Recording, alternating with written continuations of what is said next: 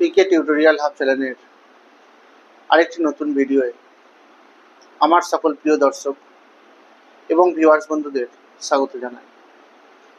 প্রিয় দর্শক, তোমাদের উদ্দেশ্যে আমি প্রথমে জানিয়ে রাখি, তোমরা আমার আজকের এই ভিডিওটি শুরু থেকে শেষ পর্যন্ত সম্পূর্ণ অংশটুকু দেখবে এবং ভিডিওটি তোমাদের কেমন লাগলো তা কমেন্টের মাধ্যমে জানাবে।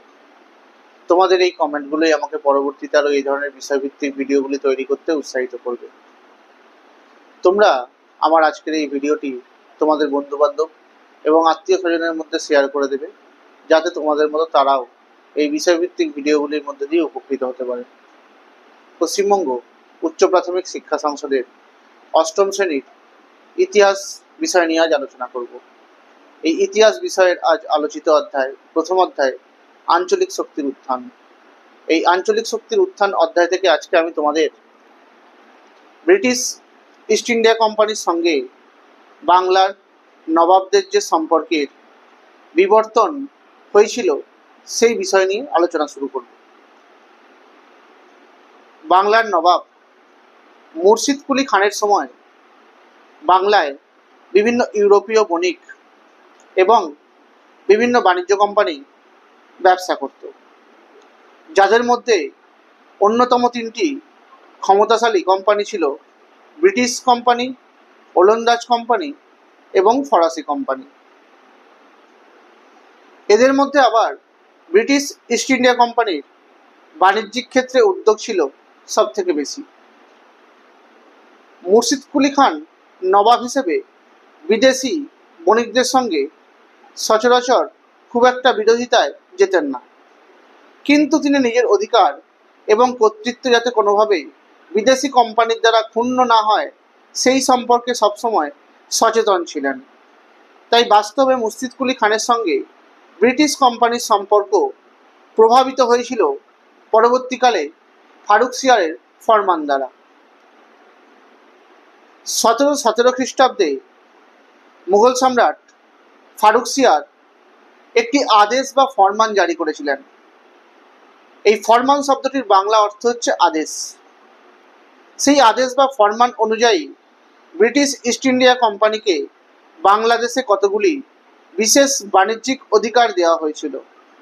যেমন, ব্রিটিশ ইস্ট ইন্ডিয়া কোম্পানি বছরে মাত্র 3000 টাকার বিনিময়ে বাংলায় বাণিজ্য করতে পারবে, কিন্তু তার জন্য কোম্পানিকে কোনো রকম শুল্ক দিতে হবে না। ব্রিটিশ কোম্পানি কলকাতার কাছাকাছি অঞ্চলে 38টি গ্রামের জমিদারি কিনতে পারবে।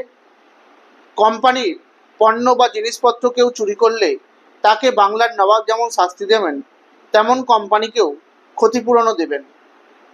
কোম্পানির জাহাজের সঙ্গে অনুমতিপত্র থাকলেই সেই জাহাজ অবাধে বাণিজ্য করতে পারবে।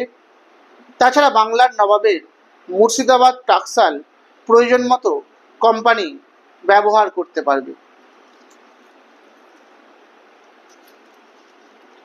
এই ফারুকসিয়ারের ফরমান বাংলায় ব্রিটিশ ইস্ট ইন্ডিয়া কোম্পানির অবাধ বাণিজ্যের পথকে খুলে দিয়েছিল। তাই অদূর ভবিষ্যতে বাংলার নবাবের সঙ্গে ব্রিটিশ কোম্পানির অর্থনৈতিক এবং রাজনৈতিক সংঘাতের এক পটভূমি তৈরি করেছিল ওই ফরমান। সুবা বাংলাতে প্রায় স্বাধীনভাবে শাসন করলেও নবাব মুর্শিদ কুলি খান মুঘল সম্রাটের অধীনে ছিলেন।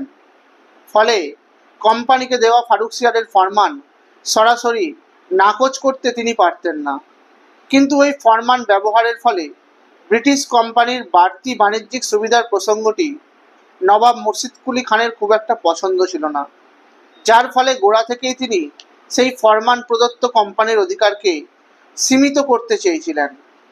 নবাব মুর্শিদ কুলি খান ঘোষণা করেছিলেন, যেসব বাণিজ্য দ্রব্য সরাসরি সমুদ্রপথে আমদানি রপ্তানি হবে সেগুলিতেই কেবল শুল্ক মুকুব করা হবে, কিন্তু দেশের ভিতরে বাণিজ্যের ক্ষেত্রে শুল্কর ছাড় নীতি প্রযোজ্য হবে না। ব্রিটিশদের কলকাতা সংলগ্ন গ্রাম কেনার ব্যাপারেও নবাব মুর্শিদ কুলি খান সহমত ছিলেন না। তাছাড়া তিনি মুর্শিদাবাদের টাকসাল ব্যবহারের সুবিধাও কোম্পানিকে দেননি। 1717 খ্রিস্টাব্দে ফারুকসিয়ারের ফরমানে বলা ছিল, কেবল ব্রিটিশ কোম্পানি পণ্যের ওপর শুল্ক ছাড় পাবে, কিন্তু বাস্তবে কোম্পানির বণিকরা ব্যক্তিগত ব্যবসাতেও সেই দস্তকের অপব্যবহার করে নবাবের শুল্ক ফাঁকি দিতে শুরু করেছিল। আর সেই বিষয়কে কেন্দ্র করে নবাব মুর্শিদ কুলি খানের সঙ্গে ইংরেজ কোম্পানির সম্পর্ক নষ্ট হতে শুরু করেছিল। এছাড়াও নবাবের অনেক কর্মচারীও ব্রিটিশ বণিকদের থেকে নানা অজুহাতে টাকা পয়সা দাবি করত।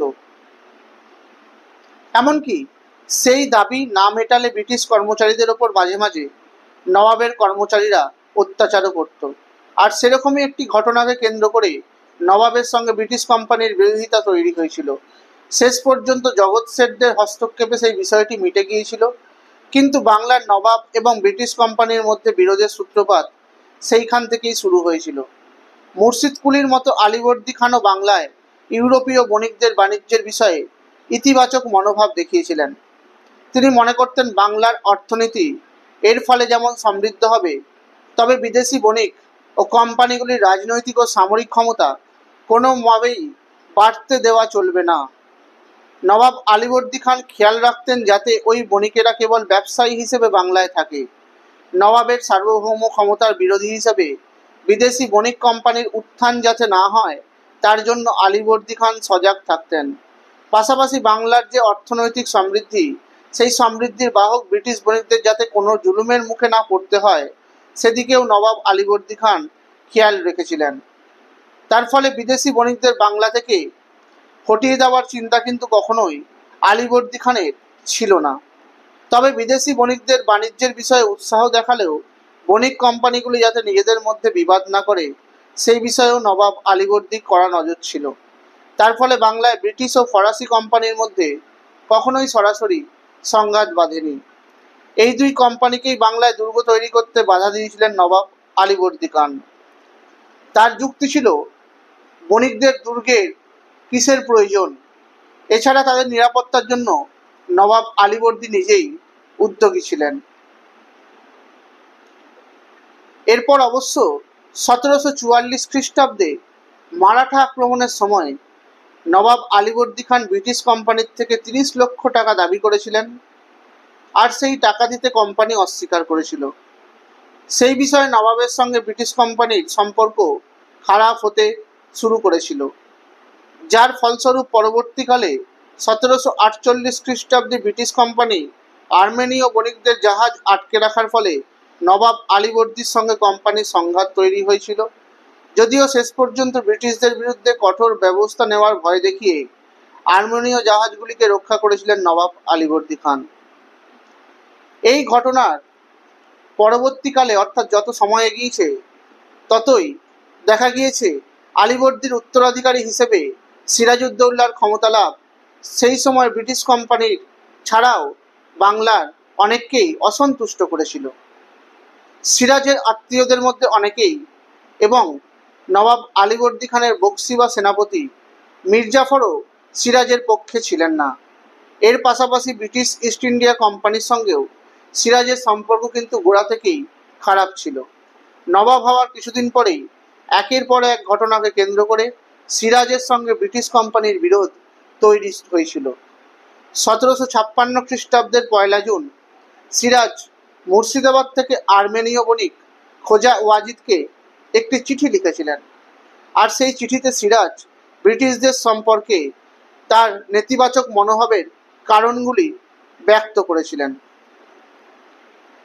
তিনি তার সেই নেতিবাচক মনোভাবের কারণকে লিখতে গিয়ে বাংলা থেকে ইংরেজদেরকে তাড়ানোর 3টে যুক্তিযুক্ত উদ্দেশ্য উল্লেখ করেছিলেন, যার মধ্যে তিনি প্রথম কারণ হিসেবে উল্লেখ করেছিলেন, ইংরেজরা সুদৃঢ় দুর্গ নির্মাণ করেছে, অনেক বড় পরিখা খনন করেছে, যেটা বাদশাহী সাম্রাজ্যের চিরপ্রচলিত আইন কানুনের সুপ্রতিষ্ঠিত বিধানাবলীর বিপরীত কাজ।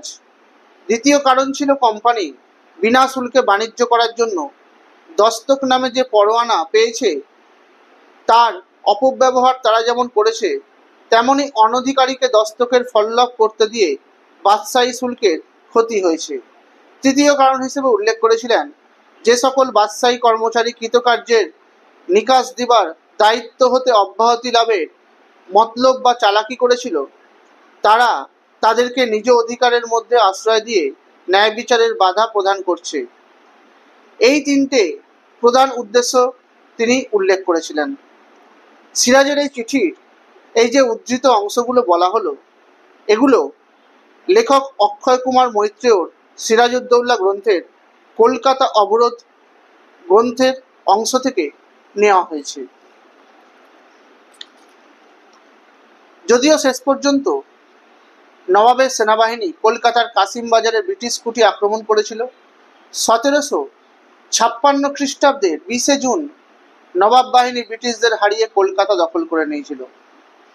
রজার ড্রেক এবং তার সহযোগীরা কলকাতার দক্ষিণে ফলতায় পালিয়ে গিয়েছিল, আর সিরাজ কলকাতা দখল করে তার নাম দিয়েছিলেন আলীনগর।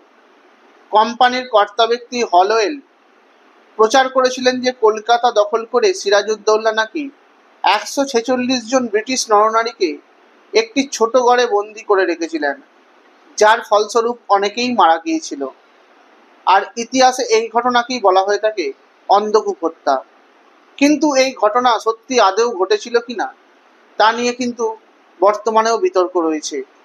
তবে ঐতিহাসিক অক্ষয় কুমার মৈত্র এই অন্ধকূপ হত্যাকে অতি রঞ্জন বলে প্রমাণ করেছিলেন। এই অন্ধকূপ হত্যা সম্পর্কে কোম্পানির কর্তা ব্যক্তি হলওয়েল তিনি যে কারাগৃহের বা যেখানে নরনারীদেরকে বন্দি করে রাখা হয়েছিল সেই গৃহের যে বর্ণনা করেছিলেন, সেখানে তিনি বলেছিলেন এই গৃহটি ছিল দৈর্ঘ্যে 18 ফুট এবং প্রস্থে 18 ফুট, এবং এখানে 146 জন নরনারীকে কারারুদ্ধ করে রাখা হয়েছিল। তারা কিভাবে এটুকু জায়গার মধ্যে থাকবে, যেখানে একজন মানুষের প্রকৃতপক্ষে 6 ফুট দৈর্ঘ্য বিশিষ্ট এবং 2 ফুট প্রস্থ বিশিষ্ট এবং 2 ফুট উচ্চতা সম্পন্ন একটা স্থানের দরকার হয়। সেরকম একটা জায়গার মধ্যে কমপক্ষে 81 জনের অধিক মানুষের কিছুতেই স্থান হতে পারে না। কিন্তু সেরকম একটা জায়গাতেই 146 জন নরনারীকে কিভাবে সিরাজ স্থান দিয়েছিলেন। এই অল্প আয়তন গৃহকোটরের মধ্যে নিদারুণ গ্রীষ্মকালে 146 জন নরনারীকে কারারুদ্ধ করায় অন্ধকূপ হত্যার সর্বপ্রধান কলঙ্ক ছিল। সে কলঙ্ক নিতান্ত অতিরঞ্জিত নাকি সর্বদাই কাল্পনিক কলঙ্ক, তা নিয়ে কিন্তু এখনো বিতর্ক দেখা যায়।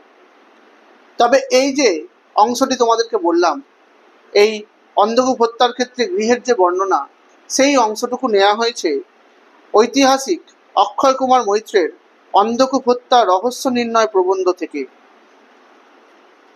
এরপর অবশ্য কলকাতায় সিরাজের অধিকার কিন্তু বেশি দিন থাকেনি। দ্রুতই রবার্ট ক্লাইভের নেতৃত্বে একটি ব্রিটিশ বাহিনী 1757 খ্রিস্টাব্দের ফেব্রুয়ারি মাসে কলকাতাকে আবার দখল করে নিয়েছিল, যার ফলস্বরূপ ব্রিটিশ কোম্পানির সঙ্গে বাংলার নবাব সন্ধি করতে বাধ্য হয়েছিলেন। এই আলীনগরের সন্ধির ফলে ব্রিটিশ কোম্পানি তার বাণিজ্যিক অধিকারগুলিকে আবার ফিরে পেয়েছিল। নবাব ব্রিটিশ কোম্পানিকে ক্ষতিপূরণ দিয়েছিলেন। এছাড়া কলকাতায় নিজের দুর্গ তৈরি করা শুরু করেছিল ব্রিটিশ কোম্পানিরা। এমনকি তারা নিজেদের মুদ্রা সিক্কা তৈরি করার ক্ষমতাও পেয়েছিল। বাস্তবে আলীনগরের সন্ধি বাংলার নবাবের পক্ষে অসম্মানের এবং ব্রিটিশ কোম্পানির পক্ষে সুবিধাজনক হয়েছিল। ক্রমে এই ব্রিটিশ কোম্পানির সিরাজ বিরোধী অবস্থান স্পষ্ট হয়ে উঠতে শুরু করেছিল। 1757 খ্রিস্টাব্দের গোড়ার দিকে সিরাজউদ্দৌলার সঙ্গে বিভিন্ন পক্ষের বিবাদ স্পষ্ট হয়ে উঠেছিল। 1757 খ্রিস্টাব্দের 23 জুন পলাশির যুদ্ধে ব্রিটিশ কোম্পানির বাহিনী নবাবের বাহিনীকে হারিয়ে দিয়েছিল, আর সেই যুদ্ধে নবাব সিরাজউদ্দৌলার বিশ্বস্ত সেনাপতি মির্জাফর প্রকৃতপক্ষে নিষ্ক্রিয় ভূমিকা পালন করেছিলেন। আজকে আমি তোমাদের এই আঞ্চলিক শক্তির উত্থান অধ্যায় থেকে এইটুকু অংশ নিয়ে আলোচনা করলাম। এই অধ্যায়ের বাকি অংশগুলি পরবর্তী ভিডিওতে আলোচনা করব। তোমরা আমার আজকের এই ভিডিওটি লাইক করে দেবে, কমেন্ট করবে, শেয়ার করে দেবে। আমার চ্যানেল নতুন দেখে থাকলে চ্যানেলটি সাবস্ক্রাইব করে দেবে, পাশে থাকা বেল আইকনটি প্রেস করে দেবে, যাতে তোমরা আমার ভিডিওর নোটিফিকেশনগুলো পেতে পারো। তোমরা আমার ফেসবুক পেজে ফলো করে দেবে আর ইনস্টাগ্রামে ফলো করে দেবে। ধন্যবাদ।